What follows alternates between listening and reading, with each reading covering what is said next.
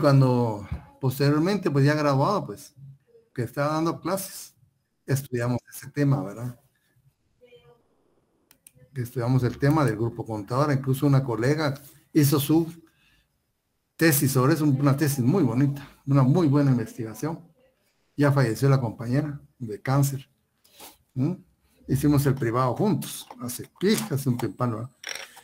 Pero en el ámbito internacional, pues muchas veces participa la comunidad internacional a través de un país, a través de un organismo internacional, o a través de un grupo de países, o a través de un grupo de organismos internacionales para resolver un problema. ¿Verdad? Entonces, como digo, aparte de estas figuras, pues existe esa propia de Centroamérica, ¿verdad? Con los países de Latinoamérica. En la mediación ya también participa un tercer país. La diferencia con los buenos oficios es que aquí el tercer país sí va a participar, ¿verdad? Se va a sentar en la mesa, a la par de las partes, ¿verdad? A la par de los estados que estén confrontados, ¿verdad? Él también se va a sentar. También va a proponer, ¿ves? Formas de solución. Va a participar activamente en las negociaciones, va proponiendo, ¿verdad? Participando, etcétera. Entonces aquí la mediación, decíamos, tenía como característica fundamental la confianza, ¿verdad? Aptitud, discreción, confianza, ¿verdad? Pero hay otra figura muy importante que es la investigación. Ya les conté lo que había pasado con esta cuestión en el caso de Estados Unidos, Irak, ¿verdad? Incluso el jefe de la comisión de investigación apareció muerto, ¿verdad? La semana anterior a dar su informe final. Se mueven cosas terroríficas, jóvenes. En el mundo hay cosas tenebrosas. No crean que todo es como se pinta. Es un científico muy reconocido en Europa. Es el científico de energía atómica. No era cualquier cosa, ustedes. Británico. Apareció muerto. Ya no se supo nada. No se investigó, pero no se le dio mucha cobertura en la investigación. Se fue diluyendo y hasta la fecha, pues, ahí quedó. ¿Verdad? Porque una comisión de investigación, esa comisión iba a darle vuelta a la situación de Irak con su informe. Entonces dice acá, método introducido en el derecho internacional público por la Convención de la Haya, adoptado por la Sociedad de Naciones, o sea, la anterior a la ONU, ¿verdad? Y la Organización de Naciones Unidas ya lo retomó, y la Organización de los Estados Americanos. Otras organizaciones internacionales también lo han adoptado, ¿verdad? Ahora, aquí en la investigación hay algo importante, ¿verdad? ¿A qué se va a dedicar la investigación? ¿Qué cobertura va a tener? ¿Sobre qué base se va a desenvolver en un conflicto, en una situación dada? Porque si hay investigación, hay conflicto, ¿verdad? Se va a referir a cuestiones de hecho, únicamente, ¿verdad? Cuestiones de hecho, ¿verdad? Entonces, ¿qué va a investigar la comisión de investigación? Hechos, ¿verdad? Hechos. Entonces, las partes, pues, crean una comisión, ¿verdad? Y se le otorgan facultades a esta comisión. La facultad de investigar. Se le tienen que garantizar, ¿sí? Se les tiene que garantizar libertad para investigar. O sea, no se les puede vedar, ¿verdad? Así por así, el ingreso a los lugares donde ellos crean conveniente ingresar. Como que dice, se les tienen que abrir las puertas. Sus integrantes gozan de los privilegios e inmunidades diplomáticas. Imagínense, ¿verdad? Se les considera, pues, ahí son sujetos de derecho internacional, como personas, ¿se dan cuenta? Como personas son sujetos de derecho internacional, ¿verdad? Y pues gozan de privilegios e inmunidades diplomáticas. ¿Y cómo termina, ¿verdad?, el trabajo de la comisión? Rindiendo un informe. En los informes no se van a hacer juicios de valor sobre culpabilidad o responsabilidad de nadie. No pueden hacer ahí declaraciones sobre culpabilidad o responsabilidad. Simplemente se van, ¿verdad?, a transmitir hechos que se investigaron, sin entrar a calificar esa situación de culpable o inocente o responsable. Porque si no sería un fallo. En el fallo ya hay declaración, ¿verdad?, de culpabilidad. Pero un informe no. En un informe simplemente se evidencian los hechos, sin entrar en juicios de valor en cuanto a la responsabilidad o culpabilidad. Eso ya será un tribunal, ¿verdad? Ya será un tribunal que decida eso. No pueden excederse en sus funciones de su propia naturaleza. Entonces, en el informe, pues, ¿verdad?, la exposición de los hechos debe ser objetiva. No debe ser sesgada, no debe ser parcial. Usted no nos lleva nada, ¿verdad? No nos llevaría nada. Por lo tanto, la investigación, ¿en qué se basa? En la objetividad. En la objetividad. Como ven, 4 palabras claves para estas figuras, ¿verdad? Aptitud. Aptitud de los negociadores. Discreción en los buenos oficios. Confianza en la mediación. Objetividad en la investigación. Ven que las figuras son distintas, ¿verdad? Son distintas. Ahora los medios jurídicos. Los medios jurídicos van a ser básicamente 2. Va a ser básicamente 2.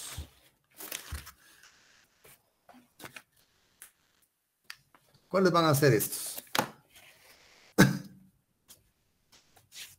Uno que se da a través de cortes, ¿verdad?, de tribunales internacionales, y otros a través de tribunales de arbitraje, ¿verdad?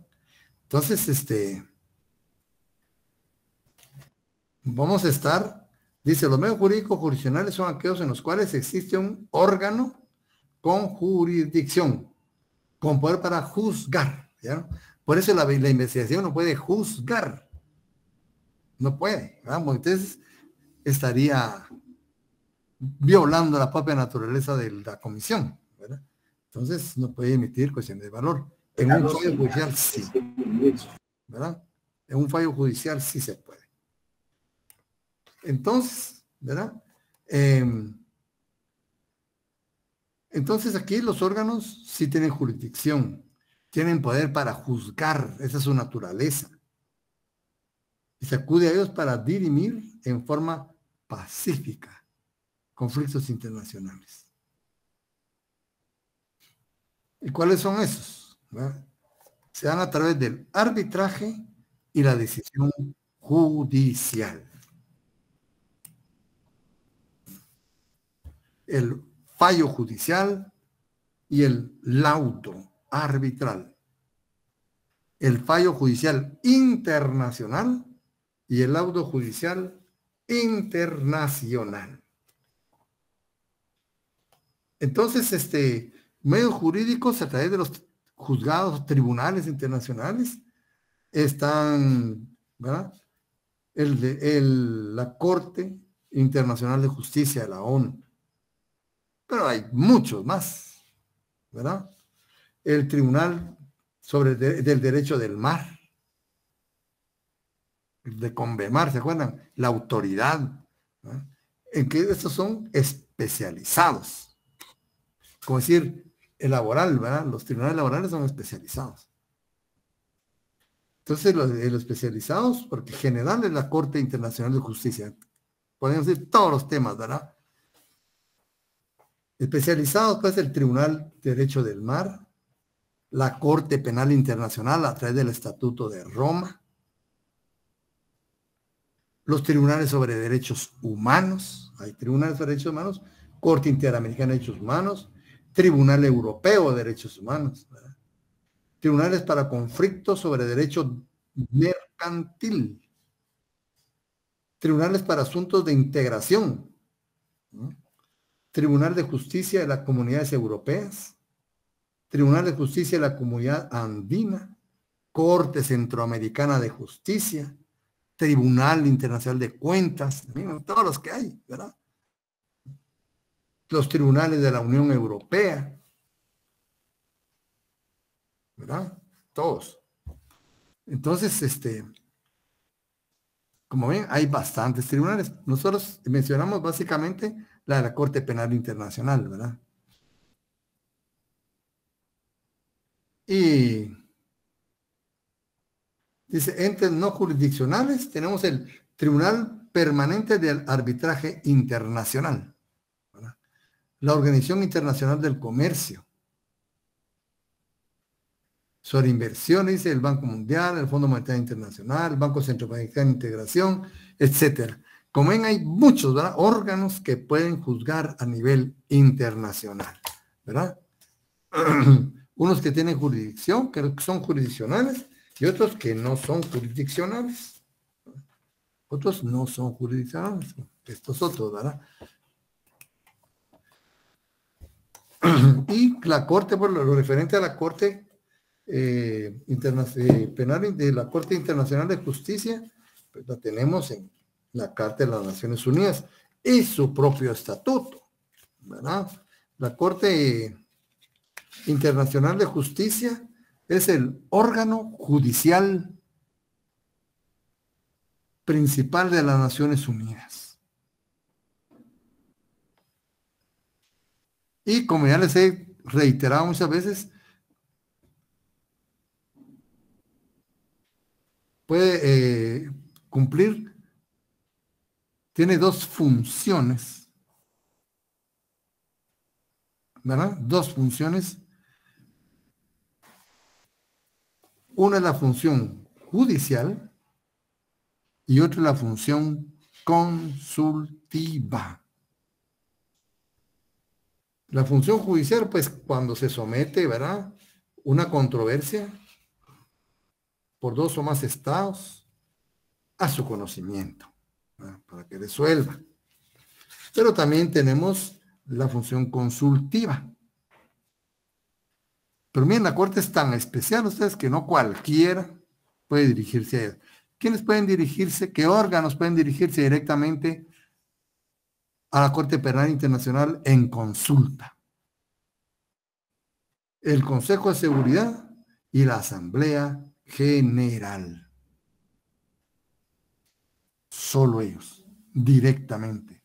Los demás órganos requieren la autorización, ¿verdad?, de la Asamblea General para poder acudir en consulta a la Corte.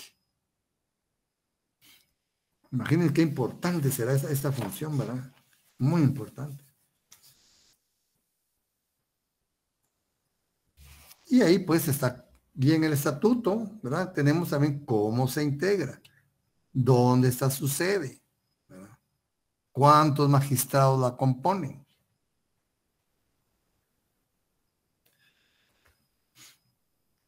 Y están pues todos los demás tribunales, ¿verdad?, que les mencioné, los desarrollos doctorales, eso los vamos a a tener solo como punto de referencia, ¿verdad? Para que nosotros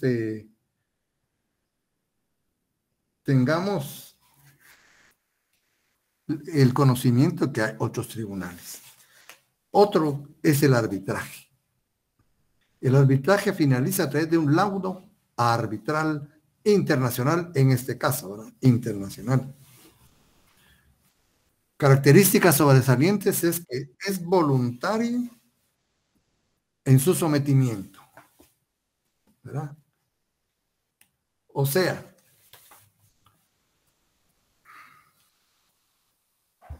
ningún Estado, en primer lugar, está obligado a someter un diferendo al conocimiento de un tribunal arbitral. ¿No? Segundo, ningún Estado puede estar obligado o puede ser sometido, ¿no?, a aceptar una cláusula arbitral. Es decir, el sometimiento al conocimiento arbitral es estrictamente voluntario. Hasta ahí, ¿verdad? Segunda etapa. Una vez sometidos voluntariamente al arbitraje, este ya se convierte forzoso en su procedimiento y en su laudo, en su decisión, ¿verdad? En su procedimiento y en su decisión. Esas son forzosas.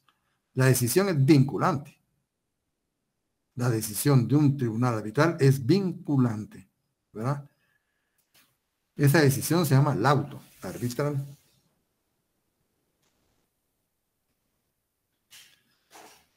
¿Cómo se clasifica?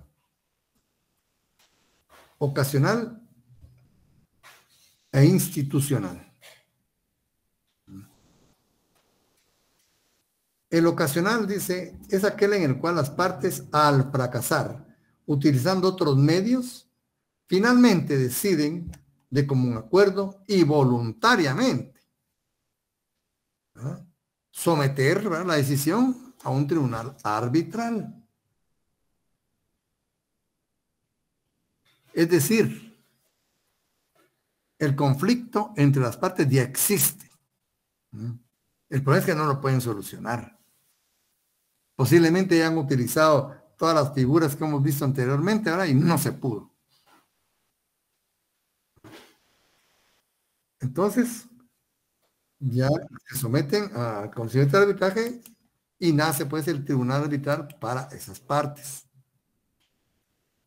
En el arbitraje institucional, este ya se basa en un documento previo,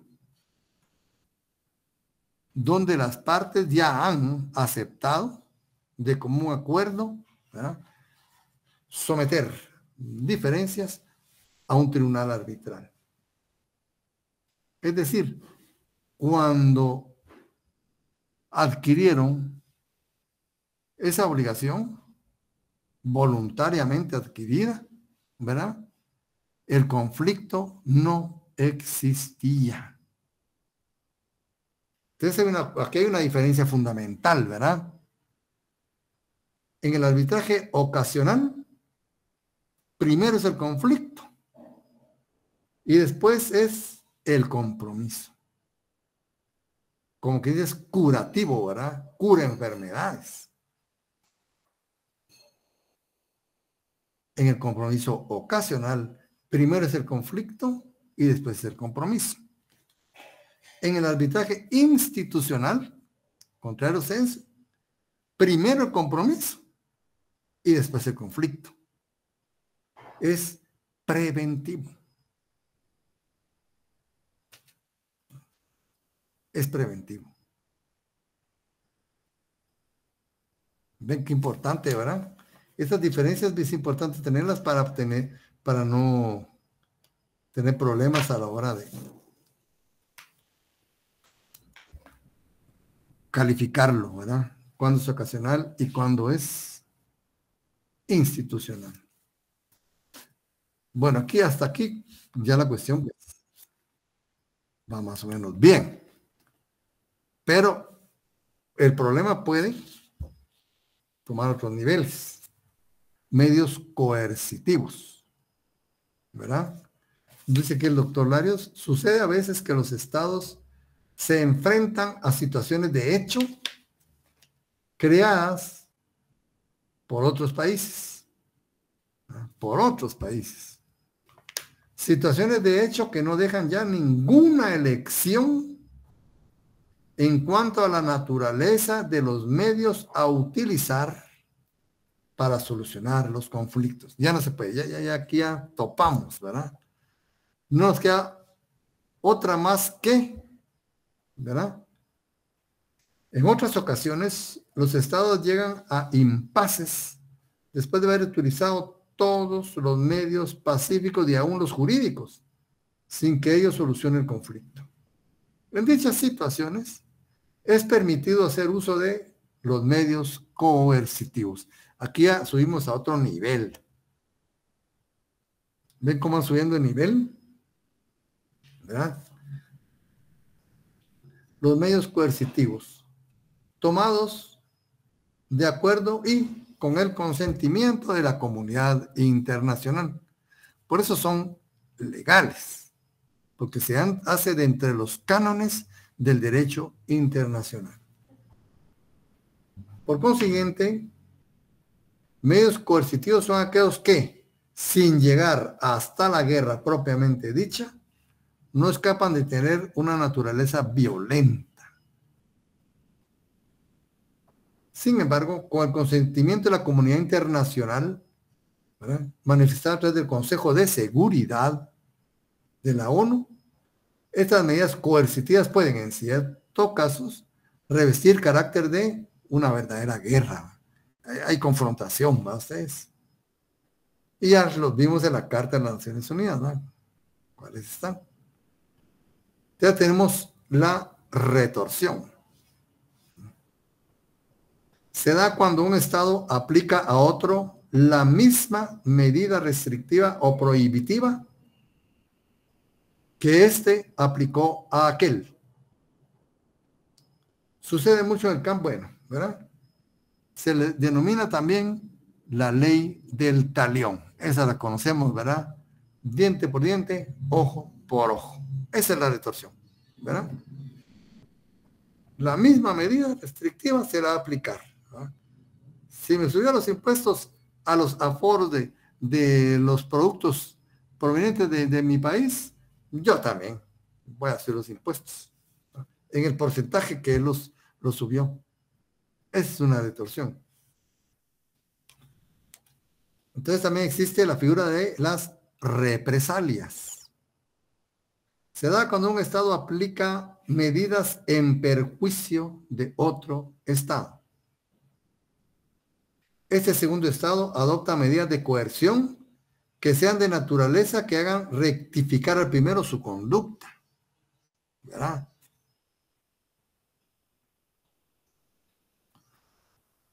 Imagínense que Guatemala prohibiera el ingreso de productos venidos de China, por decirles algo, ¿eh?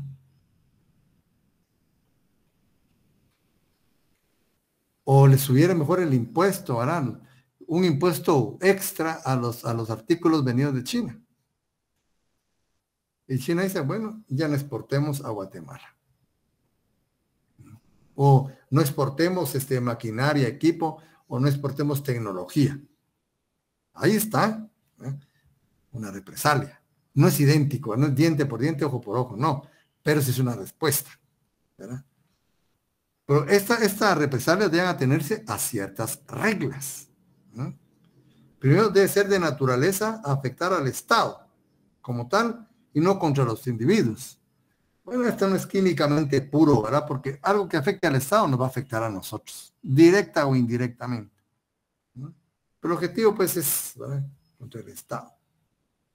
Debe ser proporcionada. No van a vedar, a quitar, por ejemplo, todas las exportaciones, ¿verdad?, provenientes de ese país, van a bloquear los productos nuestros a otros países, ¿no? Ese ya es, ¿verdad?, totalmente fuera de toda medida, ¿verdad?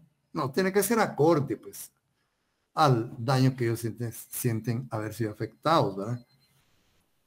Debe ser oportuna, ¿sí? Hasta eso. Debe ser oportuna. Si fuera extemporánea, ¿verdad?, podría concluirse una aceptación tácita a la situación. Entonces ya la respuesta ya no se toma de la misma manera.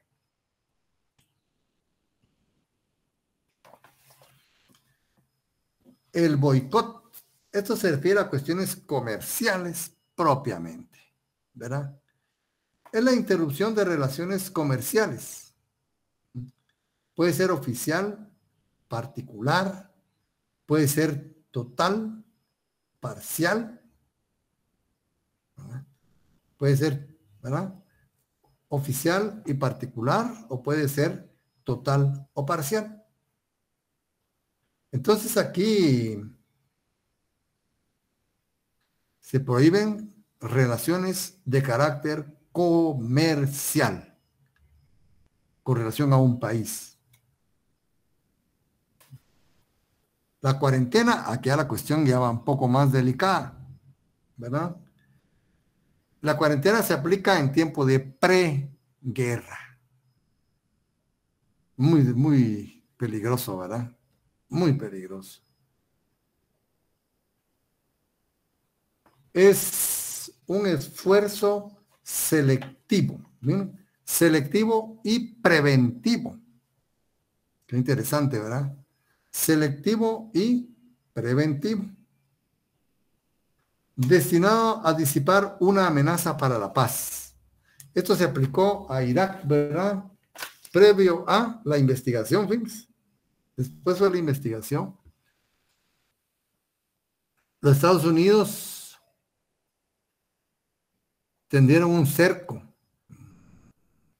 por el mar y estuvieron interceptando barcos que iban destinados a Irak, rumbo a Irak. Y efectivamente requisaban el barco, ¿verdad? Y encontraron, decían ellos, algunos elementos para fabricar armas de destrucción masiva. Eso decían en los informes. A veces es una cuarentena. Después vino la confrontación bélica, ¿verdad? Entonces sea tiempo, en tiempos de paz, pero a circunstancias que tienden a una guerra inminente. Tambores de guerra ya, ¿verdad ustedes? Por la cuarentena se ejerce estricta vigilancia sobre el tráfico, con discreción de permitir o impedir la entrada y salida de buques, naves aéreas, transporte terrestre, cualquier clase de comunicación, ¿verdad?, de y hacia ese país. O sea, es una situación muy complicada, muy delicada, ¿verdad? En este caso, grupo de estados que toman la medida se reservan el derecho de requisa o inspección. Pueden ingresar, revisar aeronaves, trenes, barcos, vehículos de transporte colectivo, etcétera, ¿no? Entonces sí es una situación bastante fuerte, ¿verdad? El cual debe ser utilizado con extrema prudencia. ¿Ves? ¿Hasta dónde llega? ¿Quién sabe eso? ¿Quién lo mide? ¿Verdad? Ven ustedes, es una situación bastante complicada. La cuarentena ya. Dice, la cuarentena puede ser total o parcial. Solo para cierto, solo transporte marítimo, solo transporte terrestre, solo transporte aéreo, ¿verdad?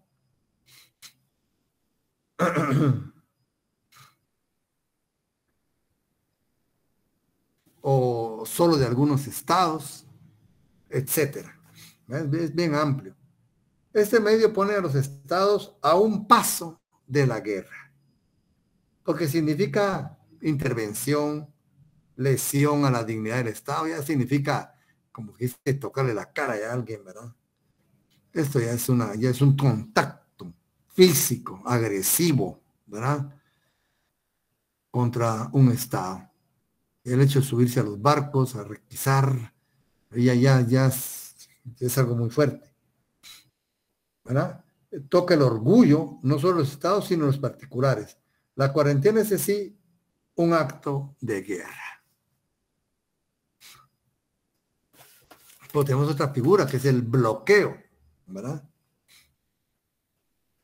Aquí ya es medio de transporte. El boicot, ¿verdad?, es de carácter comercial. El bloqueo es de carácter ya de comunicaciones, ¿verdad? Es una táctica empleada durante el desarrollo de una guerra, pero ya hay guerra, mire. Consiste en no permitir el paso de buques, naves aéreas, medios terrestres, comunicaciones de cualquier clase de y hacia un determinado territorio. En sí, un medio violento. Es un medio coercitivo muy delicado, ¿verdad? ¿Qué está pasando ahora? Fíjense que los Estados Unidos como que bloquearon no sé qué parte del comercio de China. Se apropiaron, ¿verdad?, de lo que ya estaba en Estados Unidos. Fue como una especie de embargo. ¿Y qué hizo China? Capturó un barco petrolero estadounidense en el mar y se lo llevó para China. Secuestrado, ¿verdad? Miren que son situaciones muy tensas. Muy tensas. Y en eso están ahorita, ¿verdad? China tiene ese buque petrolero en su poder que lo secuestró, ¿verdad? Ahí que nos quedan permitidos y de una vez secuestran las naves, ¿verdad? Entonces, es en sí mismo un medio violento también el bloqueo, ¿verdad? Es un medio coercitivo, muy delicado, y por su propia naturaleza afecta a culpables e inocentes. También puede tomársele como acto de guerra. Ruptura de relaciones diplomáticas, eso sí se ha dado bastante. Se da mucho, ¿verdad? Aparte de las confrontaciones, para reconocer gobiernos. Mucho, ¿verdad? Se han dado cuenta que muchos estados no están de acuerdo con algunos movimientos políticos de otros estados, pero no pueden vociferar a cuatro vientos lo que piensan, pues, entonces pueden tomar como una intervención en los asuntos internos de un estado, y eso acarrea responsabilidad. Por eso, cuando sienten una afrenta o hay que pronunciarse respecto a un tema muy delicado, ¿verdad?, que tiene que ver con situación política, lo que prefieren es mover, ¿verdad?, su personal diplomático. La ruptura de relaciones diplomáticas se produce cuando un Estado se siente gravemente afectado por la conducta de otro Estado. Les digo México y Cuba, ¿verdad?, cuando sacaron a Fidel Castro de la reunión para que entrara George Bush, ¿verdad? Ahí sacaron a Castro, pues. Se sintieron ofendidos los cubanos y retiraron su personal diplomático de México. De México en respuesta retiró a su personal diplomático de Cuba, ¿verdad?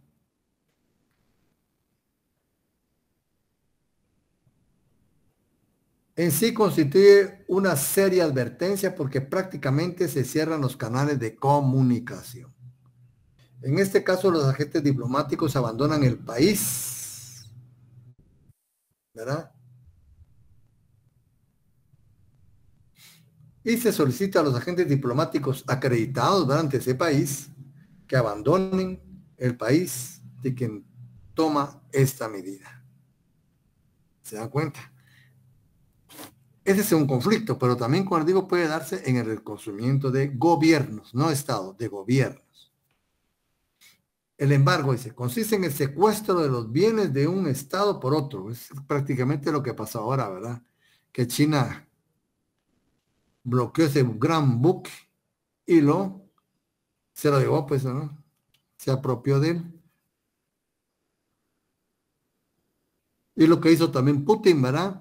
Que confiscaron cuentas de millonarios rusos en el extranjero, ahorita con la guerra. Con una especie de castigo. ¿Va? Ustedes saben quiénes van a salir beneficiados con captar miles de millones de dólares, ¿no? So pretexto de. Entonces, confiscaron dineros, ¿verdad? De millonarios de Rusia que tenían en el extranjero. Entonces Rusia confisca, ¿verdad? Embarga grandes empresas, ¿verdad? Extranjeras, principalmente de los países nórdicos. Pero no crean ustedes que la tienda de doña Lolita ahí de la cuadra, no, son empresas transnacionales, enormes. Entonces Rusia, esa especie también de ley del talión, ¿verdad? Confisca esas propiedades a favor de Rusia. Y así están ahorita. El embargo, con ese secuestro los bienes de un Estado por otro, ya sea en su propio territorio del Estado que toma una medida o un tercer territorio a través de acciones judiciales. Navíos, cuentas bancarias, acciones, créditos, material, etcétera, todo, ¿verdad? Que sea susceptible. Ultimátum. Aquí también la cuestión es muy complicada, ¿verdad? Y de hecho sí se da, fíjense ustedes, sí se da. Es una intimidación que un gobierno dirige a otro por medio de una nota diplomática. Como ven esto de los ultimátum, pues no cualquier país puede hacerlo, ¿verdad? No cualquier país puede hacerlo. ¿Será que nosotros podemos ponerle un ultimátum a los Estados Unidos? A Reino Unido. Aquí también, pues, hay relaciones de poder, ¿verdad? Cuando es ultimátum, no cualquiera puede dirigírselos a otro, ¿verdad?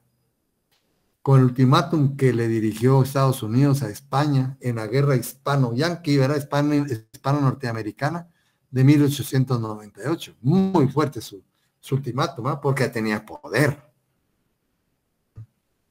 Porque dice, es una intimidación, desde ahí empieza, miren. Una intimidación que un gobierno dirige a otro por medio de una nota diplomática como proposición final respecto a una divergencia que les afecta, que les separa. ¿No? Fíjese, una proposición final, ¿no? Requiriéndole, que le requiera a este otro país, aceptar determinada solución, ¿verdad? O realizar determinada actividad, cualquier cosa, ¿verdad? Dentro de un plazo estimado, señalado, ¿verdad? 24 horas, 48 horas, 72 horas, un mes, ¿verdad? Lo que quiera, ¿verdad? La persona que dirige el ultimátum, el país. Siendo entendido que la no aceptación, ¿verdad?, de esa intimidación y de ese plazo, ¿verdad?, implica la adopción de medidas más graves, que puede ser futuras relaciones diplomáticas, boicot, embargo, incluso la guerra.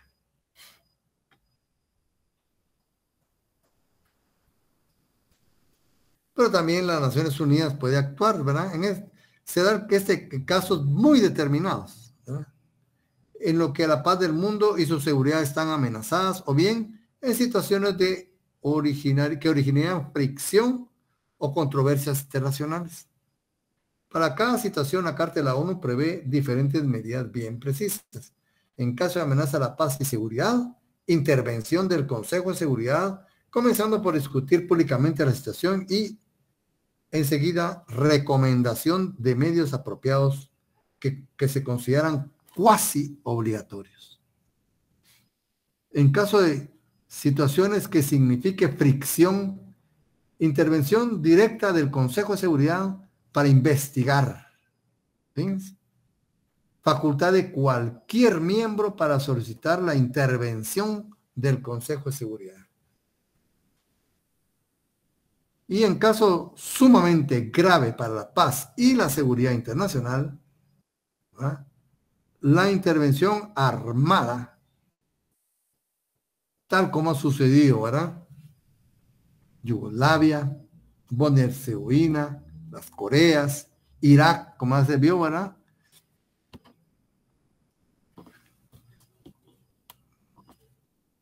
Entonces, es bastante delicado esto, ¿verdad?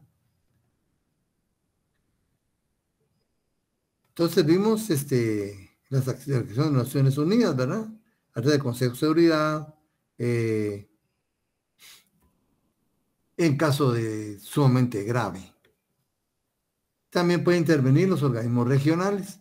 Generalmente el Consejo de Seguridad de Naciones Unidas prefiere actuar por medio de los organismos regionales. Nosotros tenemos nuestra OEA, muy importante, ¿verdad? Las sanciones. En general debemos advertir que las sanciones se interpretan como actos de guerra, susceptibles de llevar a la guerra. De ahí que es reacción a aceptar que los estados mismos apliquen sanciones. Se deja que la Organización de las Naciones Unidas, por medio del Consejo de Seguridad y la Asamblea General, sean quienes apliquen las sanciones.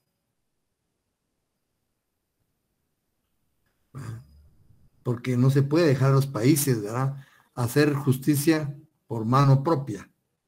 Lo mejor es que intervengan los organismos internacionales. Y hemos visto pues que incluso las Naciones Unidas ha hecho uso de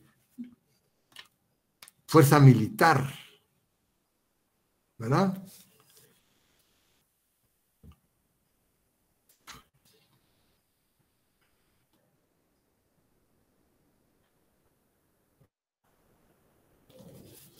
Dice el Consejo de Seguridad, si el Consejo de Seguridad estimare que las medidas de que trata el artículo 41, ¿verdad?, pueden ser inadecuadas o han demostrado serlo, podrá ejercer por medio de las fuerzas aéreas, navales, terrestres, la acción que sea necesaria, necesaria para mantener o restablecer la paz y la seguridad internacionales. Tal acción podrá comprender demostraciones, ¿verdad?, bloqueos, otras operaciones ejecutadas por fuerzas aéreas, navales o terrestres de miembros de las Naciones Unidas.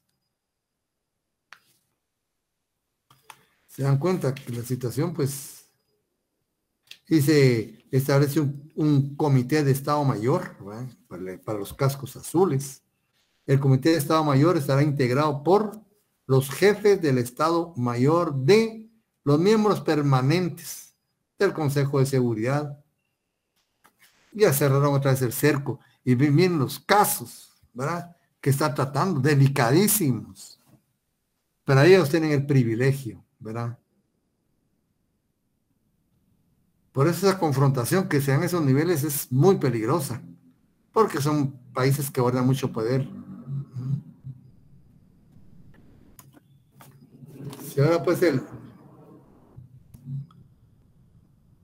solo el BRICS, ¿verdad?, pues casi la mitad de la población mundial. Son países muy grandes, muy poderosos, ¿verdad? Entonces, estas acciones, ¿verdad?, y sobre todo el Comité de Estado Mayor, ¿verdad?, también se reserva para los poderosos. Que sí que Guatemala no puede formar parte, ni El Salvador, ni México, ni países más grandes que nosotros, ¿verdad? Mucho menos nosotros. Solo, dice ahí, los miembros del Consejo de Seguridad por los jefes de Estado Mayor de los miembros permanentes. ¿Y quiénes son los miembros permanentes? Estados Unidos, China, Rusia, el Reino Unido, de la Gran Bretaña, Irlanda del Norte, ¿verdad? Y Francia. Solo ellos pueden también integrar el Comité de Estado Mayor, en el caso de conflicto, los cascos azules que les llaman, ¿verdad? Entonces, como ven, se puede llegar incluso al uso de la fuerza bélica.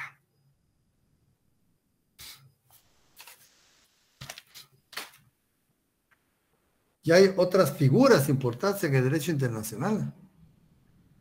Tenemos lo que es ya saliendo pues de los medios, ¿verdad? Ahorita pues terminamos el tema de los medios de solución de conflicto. Vimos que hay diplomáticos, jurídicos, coercitivos, ¿verdad? Y cada uno con sus características muy particulares. Terminando ese tema, pasamos a otro tema que es el asilo. Fíjense, el asilo.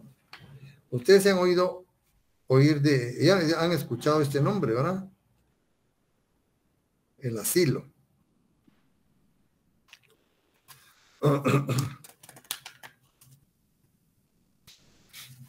El Diccionario de Derecho Internacional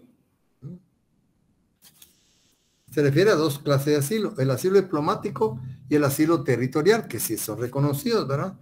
El asilo diplomático significa que a una persona perseguida por motivos políticos se le concede la posibilidad de asilarse en el local de una representación diplomática o diplomática o consular extranjera, así como en un navío, ¿sí? Extranjero. O sea, hay bastante amplitud para la cuestión del asilo. Es un asilo diplomático cuando se hace en una embajada, ¿verdad? Básicamente. Julian Assange, ¿verdad? De Wikileaks, donde él se asiló en la embajada de Ecuador. Ese fue un asilo diplomático.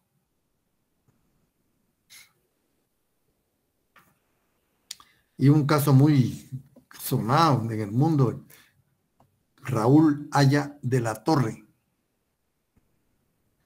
Era de un partido que se llamaba el APRA en Perú. Fue perseguido político y se asiló en una embajada.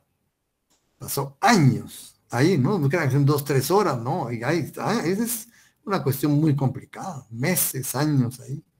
Raúl Haya de la Torre. Si ustedes pueden buscar ese caso, está en internet, ¿verdad? Era un dirigente político peruano del partido se llamaba APRA. Bueno, conforme el derecho internacional general, la inviolabilidad de los locales de las representaciones diplomáticas no da derecho a conceder asilo en estos locales a las personas perseguidas por las autoridades del país receptor por haber cometido delitos. Eso no. Cualquier delito, ¿verdad? Esta prescripción fue incorporada también en el Convenio de Viena sobre Relaciones Diplomáticas 1961, que prohíbe utilizar locales de las representaciones diplomáticas para fines incompatibles con los propósitos oficiales de esta. Constituye una excepción la práctica de países de América Latina. Entre los estados de esta región hay varios tratados que reglamentan la concesión de asilo diplomático, pero los propios juristas latinoamericanos cuestionan la existencia de la institución de derecho consuetudinario del asilo diplomático en América Latina, donde más se ha utilizado en el mundo el asilo es en Latinoamérica.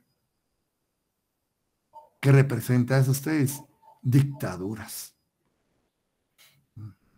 Desgraciadamente el continente donde más asilos diplomáticos, o sea, ni África, ni Asia, mucho menos Europa,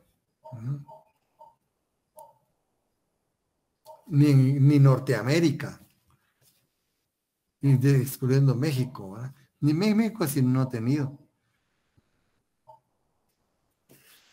Pero está también el asilo territorial, digamos el diplomático, ¿verdad? En una embajada, en una sede diplomática. Dejémoslo ahí. Digamos que hay otro, ¿verdad? Pero con la sede diplomática nos damos una idea de qué se trata, ¿verdad? Y el asilo territorial significa que a una persona perseguida por motivos políticos se le concede protección en el territorio de un estado. Pues dice, sale las fronteras, ¿verdad? Lo que pasó en Corea del Norte cuando se escapó aquel militar, ¿verdad? Ustedes que están en internet también está ese video, ¿verdad? Como el soldado ahí esquivando todas las retenes que hay y baja del automóvil, ahí todavía le disparan, lo hieren, medio pasa la línea y queda desmayado el señor, ¿verdad? Y era un soldado, un militar, soldado era del ejército norcoreano.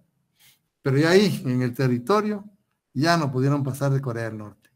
Llegaron los del ejército de Corea del Sur. Pues ya empezaron el proceso de asilo. Ese es gráficamente un asilo territorial. Protegerse, ¿verdad?, a través de las fronteras. El territorio, por eso el territorio es importante, ¿se dan cuenta? El territorio es fundamental en el ámbito internacional, ¿verdad? Entonces dice, significa que una persona perseguida por motivos políticos se le concede protección en el territorio de determinado estado. La autorización de resistencia fija dada, bueno, etcétera, ¿verdad? Lo importante aquí es que, ¿verdad?, el territorio sirve, ¿verdad?, como espacio de asilo. Y lo tendremos en nuestra Constitución, esta figura. Artículo 27. Derecho de asilo. Guatemala concede el derecho de asilo y lo otorga de acuerdo con las prácticas internacionales. La extradición, que es otra figura, se rige por lo dispuesto en tratados internacionales. Por los delitos políticos, es que eso es lo importante. Por los delitos políticos no se intentará la extradición de guatemaltecos. Extradición activa. Quienes en ningún caso serán entregados. Extradición pasiva, ¿verdad?, a gobierno extranjero, salvo lo dispuesto entre, bueno, etcétera, ¿verdad? También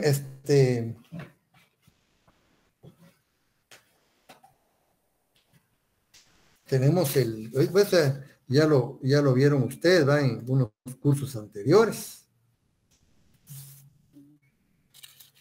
En el Código Penal solo nos aparece la extradición, ¿verdad? Es que la extradición va bastante cerca, va con el asilo, porque los derechos políticos le dan derecho al asilo. Los derechos comunes, ahí ya se cambió la moneda, hay que entregarlo. Extradición, ¿verdad? Dos figuras que penden, ¿verdad?, de una calificación exacta de la actividad, ¿verdad?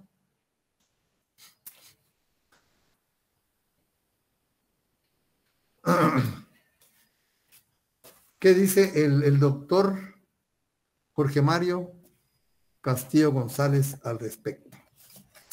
Nos dice el doctor Castillo González, transcribe el artículo 27 y comenta. Derecho de asilo y extradición. El derecho de asilo es parte del derecho de entrar y permanecer en el territorio guatemalteco, como dice el de locomoción, ¿verdad? Pero entra y sale. Se otorga a los extranjeros que en su país de origen sufren persecuciones, amenazas y atropellos de sus derechos individuales, ¿no? O por motivos, ¿verdad?, políticos, de manifestación política, ¿verdad? El Estado guatemalteco se reserva el derecho a calificar si el extranjero es realmente un perseguido político, eso es lo importante, ¿verdad?, o un delincuente. Y ahí viene la diferencia. Si es perseguido político, asilo. Si es delincuente, extradición. Miren qué diferencia. Miren qué diferencia, ¿verdad? Qué importante la calificación, porque nos da resultados diferentes. Entonces dice, el Estado guatemalteco se reserva el derecho de calificar si el extranjero es realmente un perseguido político o un delincuente común. Por eso miren ustedes, nuestros políticos dicen es persecución política. Empiezan ellos, se dan cuenta para dónde van. En una, no aceptar su culpabilidad y seguir engañando a la gente, ¿verdad? Y la segunda es que si esa cuestión se complica, ya al principio pues soy perseguido político. Entonces, ¿qué? ¿Verdad? Asilo. Al ladrón, extradición, ¿verdad? Al político, asilo. Al delincuente común, ¿verdad?, extradición. Si fuera delincuente y busca refugio en Guatemala, queda sujeto a la extradición. Guatemala tiene que devolverlo. El artículo 27 constitucional, en cierta medida, persigue un alto a la impunidad de los delincuentes comunes que buscan ocultarse en otros estados. La extradición se podrá acordar con base en tratados celebrados entre los estados. La extradición. ¿Se dan cuenta del caso de los rusos, verdad? Ellos lucharon, ¿verdad?, por convencer de que eran perseguidos políticos. ¿Por qué? Porque si se hubiera juzgado como delincuentes comunes, ¿qué sucede? Pero también hay límites en la extradición, ¿verdad? Si los en la persecución y por lo que se persigue, ¿verdad?, corre riesgo que se aplique la pena de muerte, ahí no se devuelve. Se protege antes la vida, ¿verdad? Pero Guatemala adquiere la obligación de juzgarlos. O sea, no queda impune, ¿verdad?, pero no se le devuelve a la muerte. El artículo 27 constitucional en cierta medida, pues bueno, la extradición se podrá acordar con base en tratados celebrados entre los estados. Los tratados constituyen garantía y seguridad recíprocas. Eso es lo importante, miren los tratados en este tema. Constituyen garantía y seguridad recíproca. La extradición consiste en entregar a otro estado a la persona que ha cometido delito en el ámbito del estado solicitante, observando las limitaciones del derecho interno y los tratados. Ahora bien, delitos políticos. No hay extradición por delitos políticos. Eso es lo importante, ¿verdad? Entonces, se puede convertir en asilo.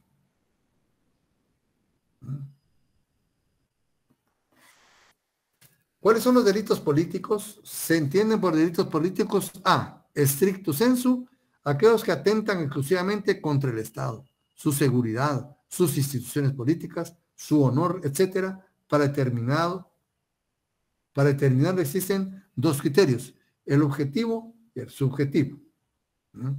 Y ahí nos va a decir. El objetivo que se funda en determinar si el delito está dirigido contra la organización política o jurídica del Estado, sin tomar en cuenta los fines, ¿sí? El hecho en sí, ¿verdad? Y el subjetivo se funda en la intención, esa es otra cuestión diferente. Entonces, como miren, es delicado, ¿verdad? Calificar los delitos. Y B, ¿verdad? El A era stricto sensu y el B, lato sensu o relativo. Incluye aquellos actos dirigidos contra la organización política o social de un Estado, pero igualmente contra los intereses privados. En este caso, se diluye en un delito político stricto sensu subjetivo. Dice, tomado el libro Manual de Derecho Internacional Privado del doctor Carlos Larios Ochaita, para nuestro próximo curso. La Constitución no acepta los delitos comunes conexos con los políticos. El procedimiento de extradición, bueno, ya está. El asilo, reconocido como derecho, se materializa cuando el perseguido, ¿no? ¿El perseguido qué? El perseguido político, ¿no? Eso es, ¿no? El perseguido político busca amparo y protección en legaciones, navíos de guerra, campamentos o aeronaves militares. Hay una convención sobre el asilo diplomático. Ya vimos, ¿verdad? Sede diplomáticas, poca nota, ¿no? Enredarnos más. Europa, Estados Unidos y Canadá no aceptan el asilo. Aceptan el refugio. Fíjense. No se acepta en todos los países, como les digo, es que ahí casi no hay perseguidos políticos. ¿Dónde hay perseguidos políticos más en el mundo? En Latinoamérica. Ni en África, fíjense ustedes que uno cree que somos atrasados, son mucho más tolerantes que nosotros, ¿verdad? Y está en ascenso, África está en ascenso, ¿no? Refugio es el civil, ajeno a un conflicto bélico, que emigra de un estado para proteger su vida y la de su familia. Nos dice aquí, pues, y nos da la Corte Constitucional dice, la extradición, bueno, aquí nos habla sobre la extradición, ¿no? Sobre el asilo. Pero el asilo es una figura bastante amplia, ¿va ustedes? No se puede hablar mucho de esto, del asilo. Y aquí el doctor Lario nos dice, ¿va? Difícil es determinar el origen exacto del asilo. En la antigüedad se caracterizó porque amparaba a todos los perseguidos por igual, cualquiera fuera la razón, ¿verdad? Por delitos políticos o comunes. B, se otorgan a los templos, lugares religiosos, ¿verdad? Señores con mucha fuerza, ¿verdad? Principados o duques. Martín Lutero, pues, se refugió en un castillo, ¿verdad? De una autoridad alemana. No lo pudieron. La Iglesia Católica no lo pudo tocar, ¿no? En Grecia existieron templos famosos, etcétera, ¿verdad? En todos los casos, la protección venía de carácter sagrado e inviolable del lugar, ¿verdad? Más recientemente vamos a ver que el asilo es una institución cuya aceptación y aplicación ha florecido particularmente en América Latina, como ustedes ven, ¿verdad? Yendo más lejos, hasta podemos identificarla como institución jurídica propia del derecho internacional latinoamericano. Qué pena, ¿va ustedes? Eso demuestra intolerancia.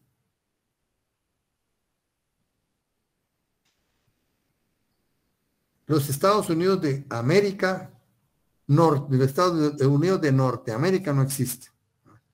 El país se llama Estados Unidos de América, ¿verdad? Nunca ha sido muy entusiasta en este respecto, aun cuando ocasionalmente ha concedido asilo diplomático en Etiopía, España y Hungría. En tales casos se los caracteriza como huéspedes. Bueno, los países europeos tienden a no reconocer su existencia, con excepción de España, ¿verdad? Como ven, es una figura muy controversial, muy controvertida, pero aquí en Latinoamérica sí, ¿verdad? Dice, existe la Convención sobre el Asilo Territorial. Ya vimos, ¿verdad? Una convención sobre el asilo diplomático y una convención sobre el asilo territorial. Ahora ya sabemos en qué consisten, ¿verdad? Y ahí vienen tratados para cada uno de ellos. Dice concepto, el asilo es la institución, ¿verdad?, que consiste en el amparo que se busca en un estado diferente, es el asilo territorial, ¿verdad? O sí, también, o aquel en el cual una persona es perseguida políticamente, molestada o amenazada en su integridad física o en la integridad física de su allegado o sus bienes. El asilo equivale a protección. Eso es lo importante. Asilo, protección, ¿verdad? Protección otorgada en un lugar que goza de inmunidad, de extraterritorialidad. Etimológicamente, asilo viene de la palabra griega asilo, que significa sitio inviolable. Y hay condiciones para el asilo, ¿verdad? Como ven, es una figura también bastante amplia, ¿verdad? Muy, muy amplia. Bien, compañeros. Sí, Guillermo. Licenciado, buenas noches. Buenas noches, Guillermo. Solo como un comentario nada más. Estaba platicando usted ahorita sobre el asilo, ¿verdad, licenciado? Sí. El asilo político y todo esto. Básicamente cuando uno pide un asilo es porque uno va prácticamente huyendo de su país, ¿va, licenciado? Así es. Sí. ¿Qué sucede con los cubanos? ¿Verdad? Yo estuve en Miami 5 años. Los últimos años que viví en Estados Unidos los viví en Miami. Trabajaba como con 90 cubanos. Sí.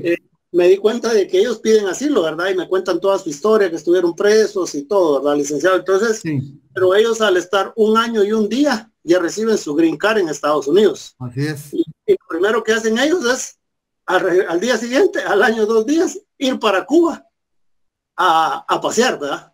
Entonces, yo les pregunto, pero si saliste de Cuba huyendo, ¿qué regresas a hacer? ¿Verdad, licenciado? Sí. Solamente un comentario, porque si pide asilo es porque está huyendo, ¿verdad? Y así es.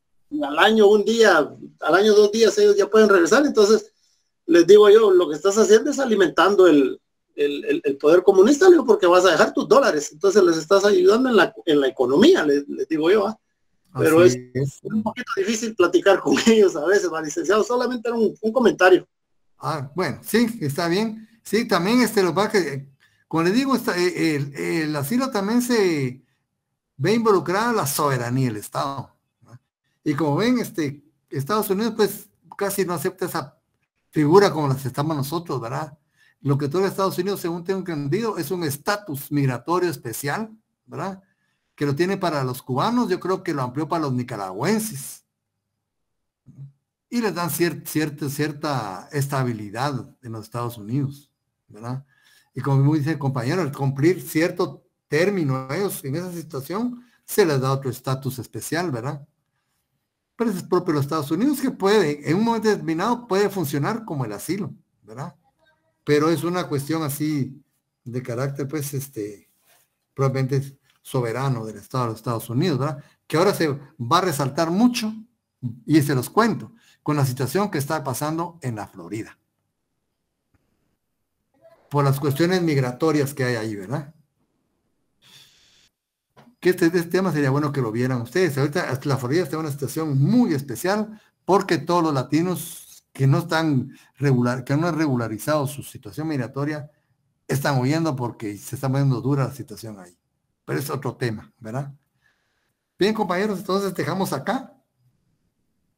Y primero seguimos en la otra clase, ¿eh? Gracias, Lick. Buenas noches. Muy bien. Gracias, licenciado. Feliz noche. Gracias, Lick. Feliz noche. Gracias, Lick. Feliz noche. Feliz noche, licenciado. Bien, jóvenes. Excelente clase. Gracias. Buenas noches.